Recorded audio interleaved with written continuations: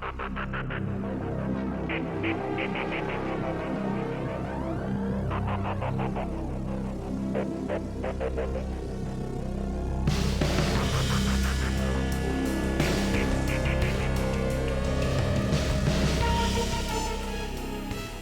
and welcome everyone to another episode of the Elite City Podcast. Obviously, I am not Blasko. Unfortunately, he's unable to join us this week, so you're stuck with just me. Don't worry though, I'm not just going to talk to myself for 2 hours. There isn't anyone alive who wants to hear that, and it would be cruel to even suggest doing something like that. So we're going to try something a little bit different this week. I will talk about what happened on Dynamite this Wednesday. It was a really good show. I really want to talk about it. So we're definitely going to do that. But I'm also going to throw back to some clips of some of the things that we talked about over the last few months. Some of the predictions we made, some of the guesses we had, some of the ideas we had. And we're going to see how they turned out in reality. Spoiler alert, we don't know what we're doing. But hey, why not have some fun and try to learn something from our previous opinions. Now, two guys who do know what they're doing are Dax Harwood and Bryan Danielson. I'm very proud of that segue, so I hope that everyone else is as well. I really don't think you are, but humor me. Obviously, these are both tremendous pro wrestlers, Dax and Danielson. And they kicked off Dynamite doing exactly what we thought they were going to do. They had a tremendous pro wrestling match. It was just great. I'm not going to go move through move or anything because hopefully you watched it. If you haven't watched it, you should watch it. It was really good. Excellent pro wrestling match. Great way to start off the show. There wasn't any real storyline attached to it, and that's fine. It's okay in my book. Sometimes it's perfectly fine to just book great wrestling matches for the sake of watching great wrestling matches. That's what this was. It was good. I really liked the little tease at the end where Dax, Bryan Danielson stuck his hand out for a handshake. Dax looked like he was going to walk away, and then no, of course not. He's not going to walk away. He's going to shake hands. So that was really nice. And Dynamite didn't slow down from there. We went right into a Jon Moxley promo, and it was as good as we've grown to expect from Jon Moxley promos. When all of a sudden, really out of nowhere, comes Hangman Page. I definitely didn't expect this. I don't think very many people did. And it was great. I loved it. Blasko and I were texting back and forth during the show like we usually do. And one thing that we both agreed on was that this show felt a lot like an episode of Raw from 1997. And I mean that in a good way. I loved Raw in 1997. This show had the same chaotic feel to it. It had like the random brawls. It had the kind of chaos. I know I've said chaos a lot, but that's how it felt. It had an ambulance job. It had people jumping off stuff. It had fighting. It was great. And this segment was great. Mox and Hangman almost immediately started just destroying each other. And to me, at least, it felt like, I know I talk about CM Punk ad nauseum, and no one really needs to hear any more about it. But it really did feel like a callback to the time CM Punk called out Hangman when Hangman was not ready to come out, and that was not a planned part of the show. So Mox saying there's no one in the locker room who could challenge him, and then Hangman coming out felt just a little bit of a callback to that moment. And so did the two of them just brawling around throughout the show. Like they started off a brawl at ringside and continued the brawl backstage. It reminded me of Punk and Mox brawling before they signed their title match with one another. They just couldn't stop fighting, and I love it. I always love chaotic brawls that go all over the arena. I want to see it all the time. I think if they did it all the time, I would eventually in theory, I think I would get sick of it, but I don't know if I actually would. I might love it every single time. So yeah, more of this feud, Mox and Heyman, sign me up. It's going to be great. I definitely want to see a lot of that. Now, this week, I'm not going to be doing what we usually do. I'm not going to go over the entire episode of Dynamite. Like I said, nobody wants to hear me talk to myself for 2 hours. So we're going to skip ahead a little bit. We're going to go straight to MJF's promo, which was one of the things that I'm sure everyone was talking about since Dynamite aired. There's a lot to say, obviously, but one thing that really stuck out to me was that MJF remained a heel. Obviously, he'd been getting cheered since he returned, but I think he's better off as a heel. Not only is he a really good heel, but AEW kind of needs him as a heel right now. They don't have very many top-level main event heels who actually get booed.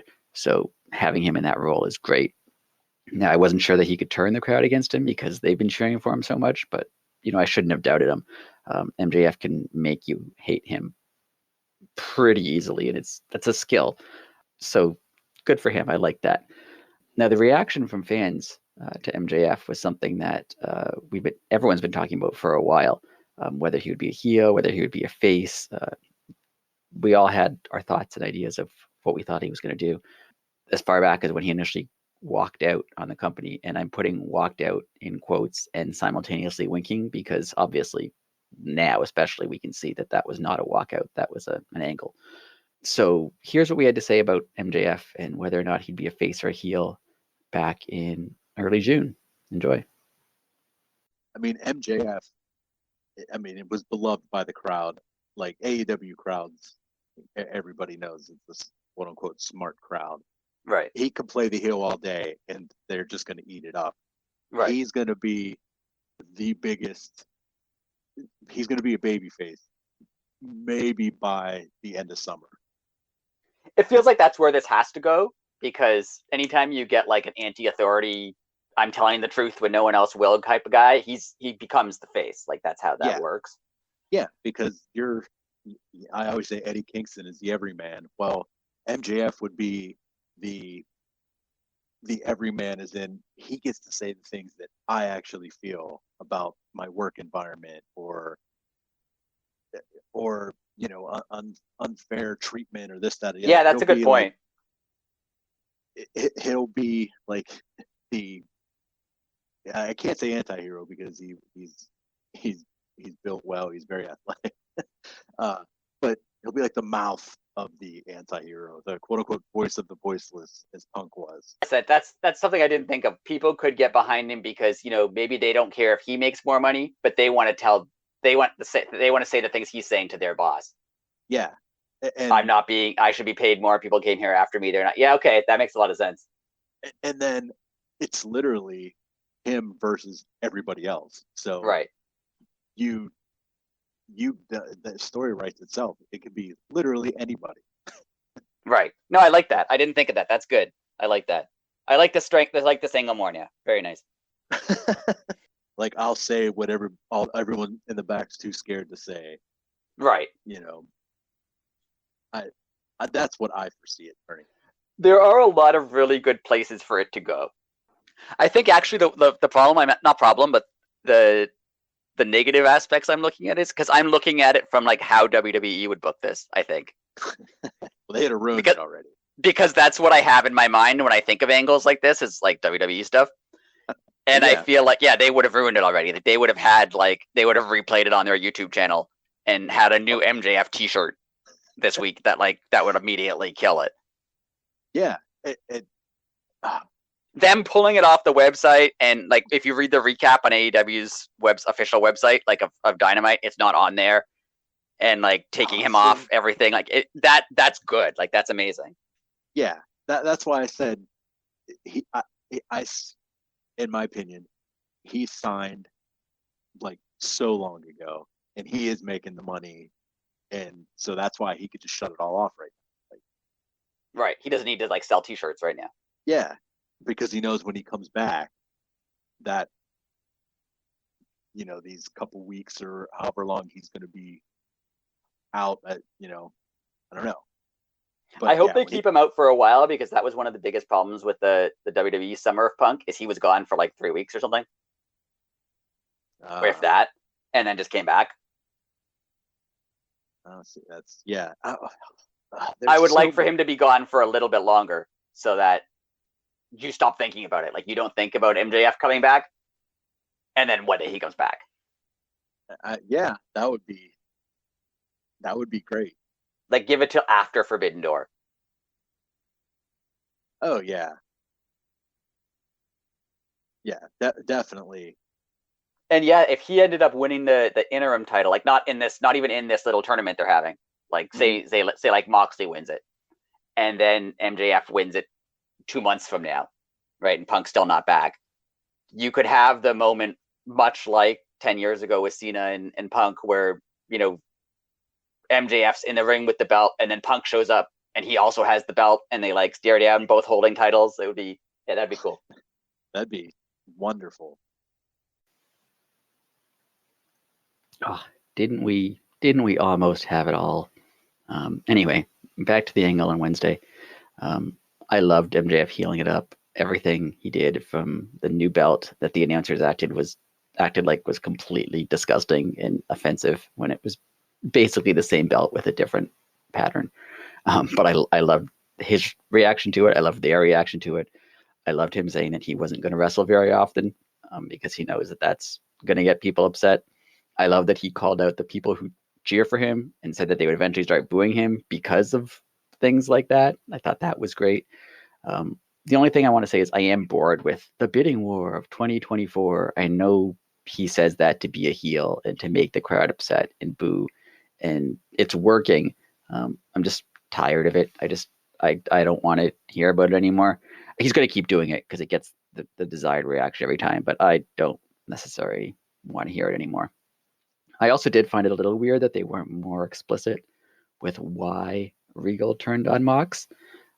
They explained pretty well why Max worked with Regal from Max's viewpoint, but they didn't really explain what made they even explained why Regal wanted to work with Max. They just didn't necessarily explain why he turned on Jon Moxley. It's my understanding that he did what he did because he saw MJF being attacked by the Firm, and Regal saw potential in him and wanted to help make him stronger. He saw him as a potential great villain, but he was weak, and he needs to do certain things to be a real strong villain. And Regal felt that he could help him with those things. But why hurt Mox? Why does he want to scar Mox? Why does he want to hurt Jon Moxley? The only thing I can think of is that we've never really established. I mean, they've never really established that Regal and Moxley have any sort of real personal relationship, that they necessarily even like one another. Regal basically said that he liked Moxley because he was mean and violent and bloodthirsty and ruthless, and he likes those qualities in people. So they're not like best friends, or they don't have a real personal relationship. They have a professional admiration for one another. So Regal likely saw this as an opportunity to jump from like the current, or at the time current, evil champion to the new potential evil champion. So that would explain why he turned on Mox, and why he wanted to be mean to him is Regal's mean, I guess. He's a villain. They've established that. So from MJF's viewpoint, I love that he saw this. Love that he did what he did.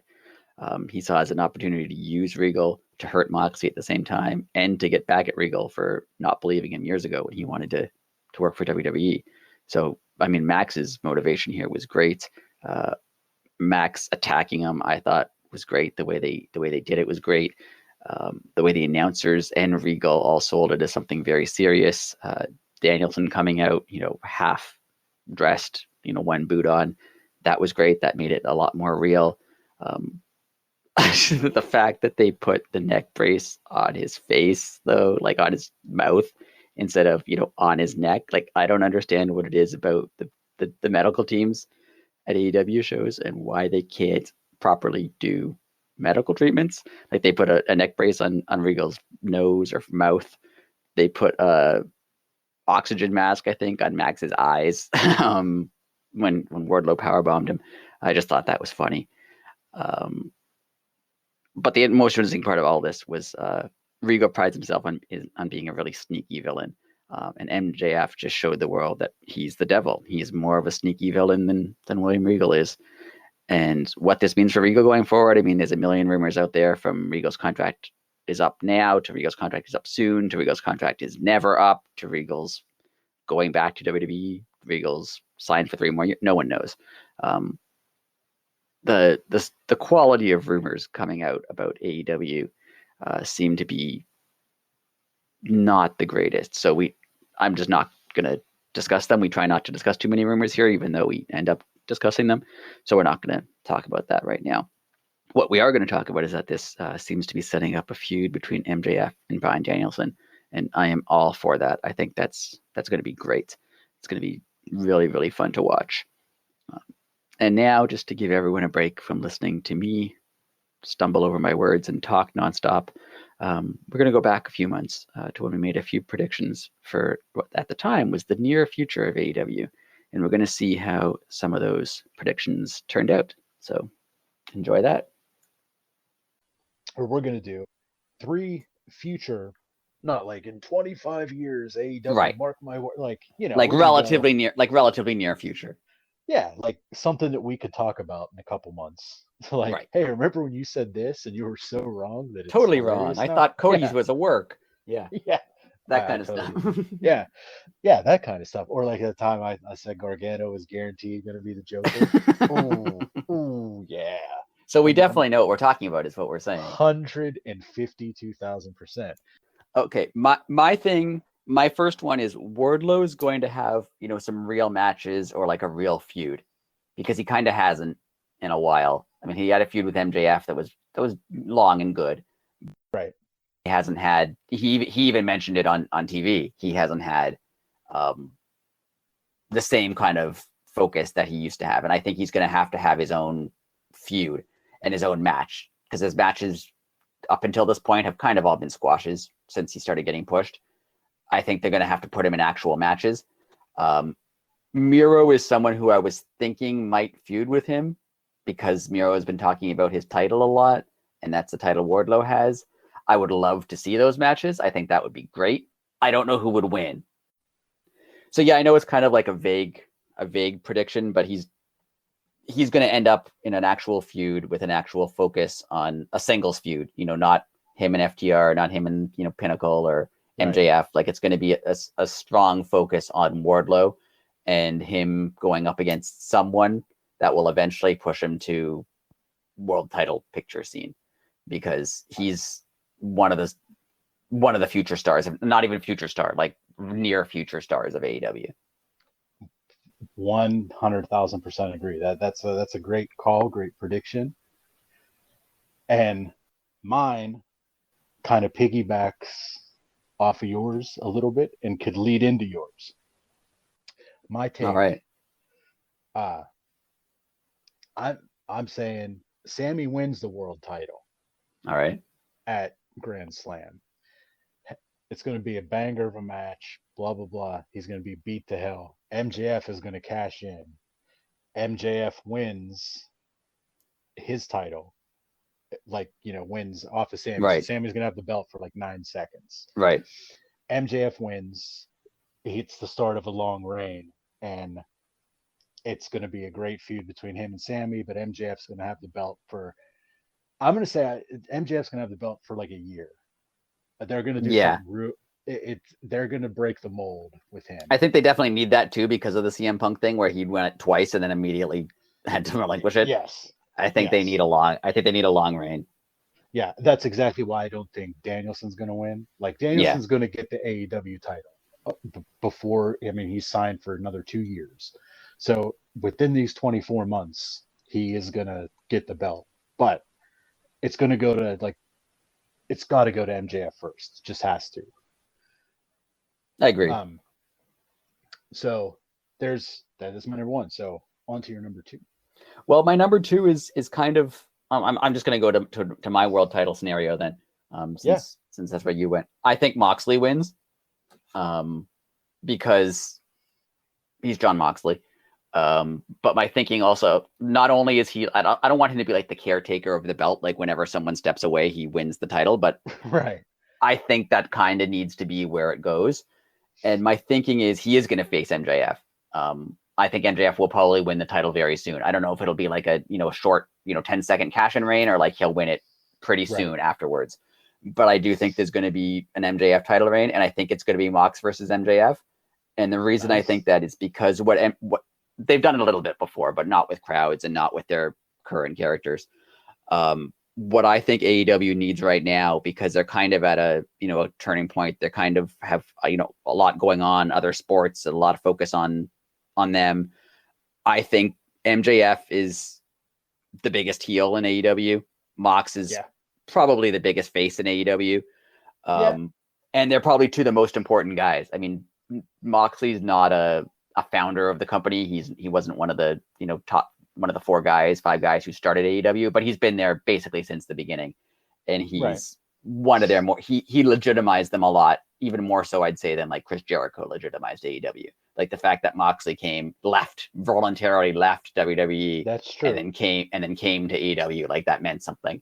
And MJF is obviously their new star. So they need them to be in a big program. And I think this is going to start something big. They do need some sort of stability in the world title scene. They need some sort of stability in their storylines, because I have noticed AEW a little bit recently has gone away from, and I know it's been injuries and a lot of stuff, so I don't even blame them for it. But there haven't been very many storylines that have gone very long. There's been a lot of great matches. There's been a lot of great moments. There's been a lot of, very short storylines. Like the Moxley Punk thing was great, but it was like 3 or 4 weeks long. And I know that's because of injury. I think MJF and Moxley could have a really, really, really important feud in AEW that could last a couple months. MJF will win, and then he can have, I think the same thing you think. I think he's going to have the title for a very long time. I just think he's going to take it from Moxley, because that, to me, the MJF, cash-in thing would be a very big heel move, and it would get him over a lot as a heel. But I think AEW needs the big feud right now. And I think it was supposed to be Punk versus MJF, which now can't happen. So here's Moxley, and you can trust Jon Moxley. He's going to be there. He's going to, have great matches. He's going to have great promos. He's going to have great feuds. He can kind of do it all.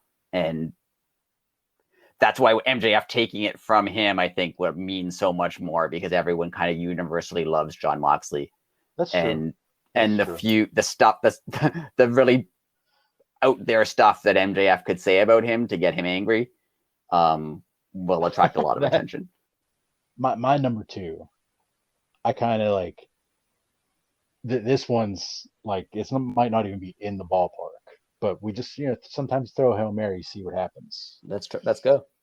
Yeah, Julia Hart takes over as leader of the House of Black. Oh, that's a good one. She basically proved she could talk when she had that little interaction with Miro, whenever she interrupted his promo when he said, "Nobody but my wife touches me." Oh, that was so good. Yeah. She proved she could talk, and she proved she's a good actress. I mean, that was obviously taped, but but her delivery was spot on. She walked right into the shot and didn't look at the camera as he was staring directly into the camera. She was staring at him. It was brilliant. I think she's going to be the key, and she is going to be the new Malachi. Yeah, that makes a lot of sense. I could definitely see that. I can see that working really well. It kind of ties into one of the things I was going to say. Wow. The tag titles, I think the Acclaimed will win the tag titles. And I think their next opponents will be the House of Black. I think that they're going to get a push in the tag team scene, and I think that's where they're going with that. So Julia Hart's their manager, even better. Yeah. Daddy asked Julia Hart. I mean, come on. I don't know. I just think that's opposite sides of like the Acclaimed are so like happy and fun, and the House of Black are so like dark and scary. Like I think that would work really well. It would. It would be absolutely perfect. Man, that's a good one. My third and final. Again, this is another. I just went straight bold again. Ricky Starks, by the end of 2022, wins TNT title. Yeah, that makes sense. I can see that. I could definitely see that. It has to happen. And it is going to happen. It's coming. Yeah, his push is. Yeah, he's like borderline star right now. Like he's obviously great, but he's not a superstar yet. But I think he will be, and I can see that happening in the next couple months. Yeah. Yeah. Just everything about Ricky is money, and he is going to be like, when he first came in, people would joke around on the internet and say, "Oh, was he the wannabe Rock?" Like, no, but he got a lot of. I mean, there's a lot of like similarities there that aren't like, they're very natural. It's like he's not copying The Rock. He just Right. has that much charisma. Right. That's what I was trying to say. Like, And like the kind of cool factor to him. Yeah. oh yeah, I mean, yeah, he's just naturally cool. He's a great looking dude. Like, all the same, like, The Rock had all that too. So I see the comparisons, but totally different characters. And Yeah. yeah, I don't know, but he's going to be huge though. I agree. I 100% agree.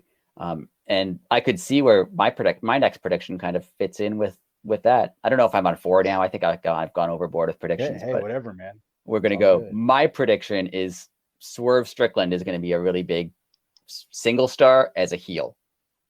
I can see that. Yeah. Absolutely. And I can actually see, now that you mentioned Ricky Starks, I can see them having a really good feud. I mean, they've had a tag feud, but I could see them having a really good singles feud with Ricky as the face and Swerve as the heel. There you go. That's money right there. I think that would be great. I think that, like I said, I think the Acclaimed are going to win. I think they're going to break up Keith Lee and Swerve. Swerve is going to be the heel, and he's going to do a job that that most people probably didn't expect from him. I think he's going to be a very, very good like main event level heel, because he's just so talented, and he is he's another guy who has such like charisma and like coolness to him. I could see him going really far. Yeah, dude, yes, let's go on that. That would be great, actually. That tying those two in, wonderful. Ricky Starks and Swerve. I would like to see that. That would be incredible. Let's go. Well, here we are back in current times. Didn't do as badly as I thought we would have done. Hopefully, looking back at these predictions, hopefully Wardlow is going to get into a real feud. It looks like he's in a feud with Samoa Joe at this point. He had this weird, obviously pre-taped segment last night where he interrupted Joe.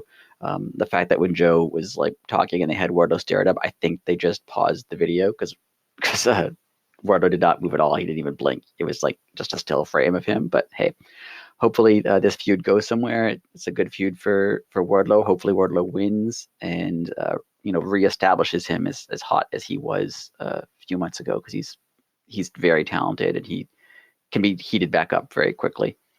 So hopefully that's where they go. Miro remains MIA. I love Miro. I hope he shows up sometime soon.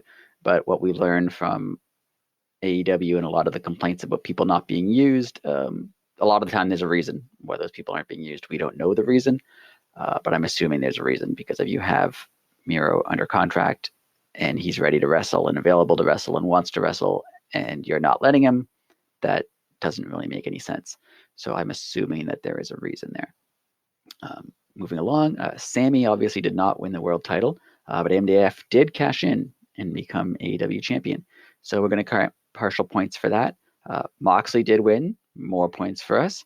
And MJF holding the title for a long time definitely seems like the plan here. He claimed that he would be holding it longer than Bruno Sammartino. So I do think we're going to get a long MJF title reign out of this, and that'll be good to see.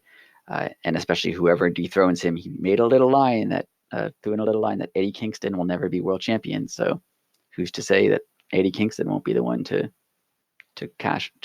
dethrone him eventually when he's had his long reign. But whoever it is going to be elevated a lot by that win. Max will be elevated by the title reign. So I hope it is a good long one. Julia Hart has taken a much more prominent role in the House of Black. She has a new hat, which is apparently one of the keys to success in AEW. When you get a new hat, that means you have a solid gimmick, and that means you're in line for a push. So if I was a wrestler who's not on the shows right now, I would be purchasing a new hat. In terms of House of Black, hopefully good things happen with them in the near future. Will they face the Acclaim for the tag titles? Doesn't look like it right now. When we made that prediction, that was under the understanding that Malachi wouldn't be wrestling for a while. So we were looking at House of Black as a tag team. Right now, there's 3 of them, so they look more like they're going to be in the trios picture, and definitely seems like they're going to be going up against the winners of this best of 7 series. Now, speaking of the best of 7 series, that's something from Dynamite we definitely have to talk about. Like I said, I'm all for chaotic brawls. Give me chaotic brawls all the time, and I will always like them. And this one was incredible. I definitely have a soft spot for matches that start with a brawl around the arena and the bell doesn't ring, so none of it counts and you can do whatever you want. I love that trope, I guess it is. I love when that happens. And these guys went nuts. They jumped off things. They put each other through things. It was ridiculous. The Elite and Death Triangle having this best of 7 series, when they announced it seemed like there was a risk that could they make 7 matches interesting? And obviously they can. They've done 3. All of them have been very entertaining in their own way. This was a great one. This was a really cool brawl to start the match. This was a really cool match. And the next one looks like it's not for 2 weeks. So hopefully they get to rest up a little bit after going, pedal to the metal in this most recent match. It's now 2-1 Death Triangle. Definitely seems like this is going to go 7, but I'm not going to argue with that because it's great. It's entertaining television, and they could go to 19 or 50 and yeah, I'm sure that they would find a way to make it entertaining. Speaking of people who find a way to make things entertaining, going back to our prediction, Ricky Starks. Now, he hasn't won the TNT title, but his star is certainly on the rise. We saw that this week on Dynamite. He already has his title shot coming at Winter is Coming. And now we know that he wants the Dynamite Diamond ring as well. I think he'll probably be the one who wins that Battle Royal, him or Ethan Page.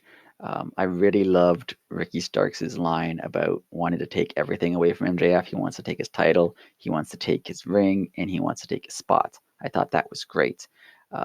Whether Ricky Starks wins or Ethan Page wins or someone else wins, I like the idea that because MJF's won it so many times and because MJF is the world champion, they're doing the Battle Royal and the winner faces MJF for the ring. Yes, it's not the way they've always done it, but it's also not a real title.